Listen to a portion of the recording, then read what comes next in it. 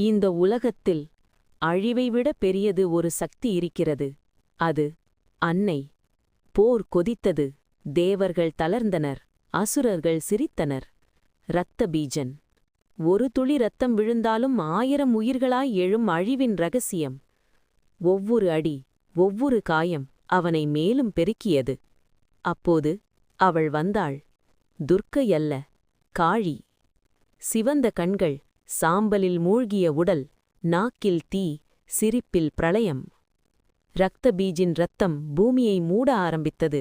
தேவர்கள் நடுங்கினர். ஆனால் அன்னை பயப்படவில்லை. அவள் நாக்கை நீட்டினாள். ஒரு துளி கூட பூமியைத் தொடாதபடி அழிவை விழுங்கினாள்.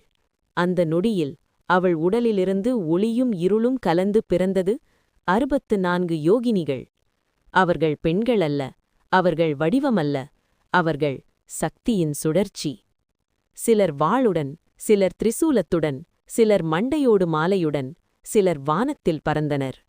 அவர்கள் சிரிப்பு அசுரர்களின் இதயத்தை பிளந்தது. இரத்தம் விழும் முன் அவர்கள் அதை உறிஞ்சினர். அழிவு அழிவாகவே முடிந்தது. இறுதியில் இரத்த பீஜன் ஒரு துளி இரத்தமின்றி விழுந்தான். அமைதி திரும்பியது. தேவர்கள் உணர்ந்தனர். ஒரு தாய் மட்டுமல்ல, அவளின் சக்திகள்தான் பிரபஞ்சத்தின் காவலர்கள். இன்றும் வட்ட வடிவம் கொண்ட கூரையில்லா கோயில்களில் அவர்கள் காத்திருக்கிறார்கள். வானம்தான் அவர்களின் கூரை.